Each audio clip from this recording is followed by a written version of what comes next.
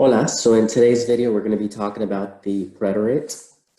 So in Spanish, we use the preterite to talk about actions that were completed in the past.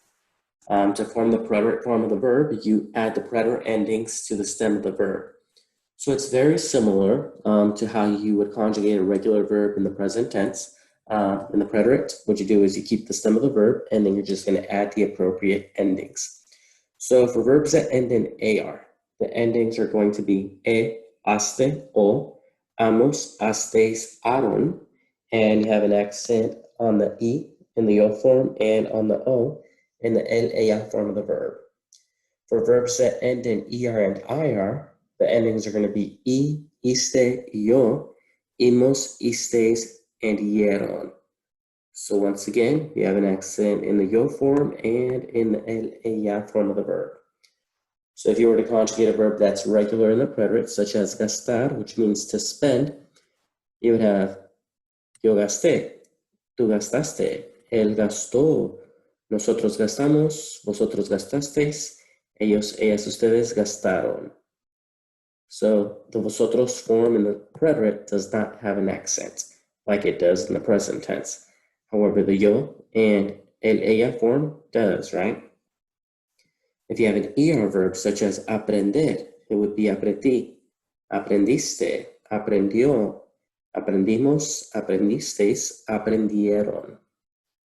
And if you had a verb that ended in ir, ir, it would be viví, viviste, vivió, vivimos, vivisteis, vivieron. So the preterites of regular verbs, it's easier in the sense that you only have two sets of endings. You have your AR endings and ER and IR endings, which are the same. So in Spanish, when we conjugate a verb in the preterite, it's like adding ED to a verb in English. So if I were to say, mis amigos jugaron en el parque, jugaron is the preterite form of the verb, and it would mean my friends played in the park. Whereas if we were to use the present tense, mis amigos juegan en el parque, that's my friends play in the park. So this is the past tense. Tú comiste una ensalada en el restaurante. Comiste is the preterite form of the verb. So you ate a salad at the restaurant. And then the verb to eat in English is irregular. So we don't say you eated, we say you ate, right? So that's an irregular verb. Yo nadé el sábado pasado. So nadar. I swam last Saturday. So swam is also an irregular verb in English. So in English, just like in Spanish, you have regular and irregular verbs in the preterite. So these endings that we just saw previously, these are for regular verbs. However, sometimes they may change for irregular verbs. Right now, we're going to go over some verbs that are going to be irregular only in the yo form. So verbs ending in gar, and sad are going to have a spelling change in the yo form of the preterite.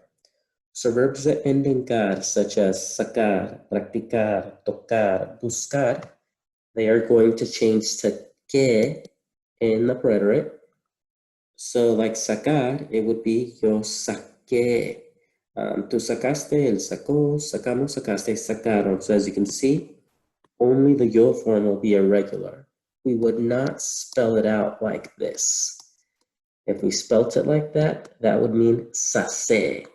So that would be the wrong sound. So we want to have the k sound. That's why we're adding the u. Verbs that end in gar are going to be such as pagar, jugar, llegar, entregar. The ending is going to be que, G-U-E. So let's say if you had the verb pagar, it's going to be pagué. Pagaste, pagó, pagamos, pagasteis, pagaron. So as you can see, we've added a U. If we were to spell it like this would give us the sound paje. So we want the g sound, that's why we're adding the U. Think of the name Jorge, right? We don't say Jorge, it's Jorge, So when a G is followed by an E or an I, it's going to have the sound. That's why we added the U so we can have the G sound. Verbs that end in sar, such as almorzar, empezar, cruzar, comenzar, they're going to change to se. So we have almorcé, almorzaste, almorzó, almorzamos, almorzasteis, and almorzaron. And the reason why we have this change is because in Spanish, we cannot have a Z followed by I's or E's. So that's why we've changed it to a C. So now, we're going to go over some expressions that are used with the preterite. So anoche is going to be an expression that's using the preterite because anoche means last night. So if we're talking about something that happened last night, it's going to be in the past tense, so it's in the preterite. Ayer means yesterday, so that's also in the past tense. El pasado. So el pasado means last. So you could say, for instance, el lunes pasado. So for instance, last Monday. You could say last week, la semana pasada. Este and esta, both of these mean this. So it can mean like this Saturday, this summer. So este verano, esta semana. Hace plus a time expression means ago or it has been. So you could say hace 2 días, 2 days ago. Hace una semana, a week ago. Hace 3 años, 3 years ago, or it has been 3 years.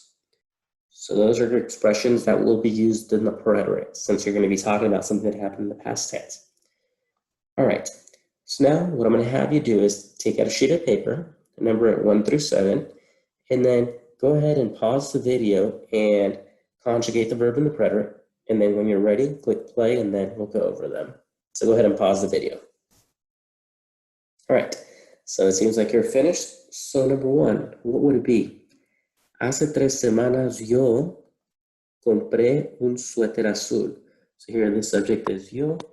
I am the one who bought the sweater, so it's going to be compré.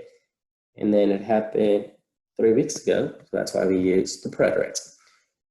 Yo llegué tarde a mi clase de español, so I arrived late to Spanish class.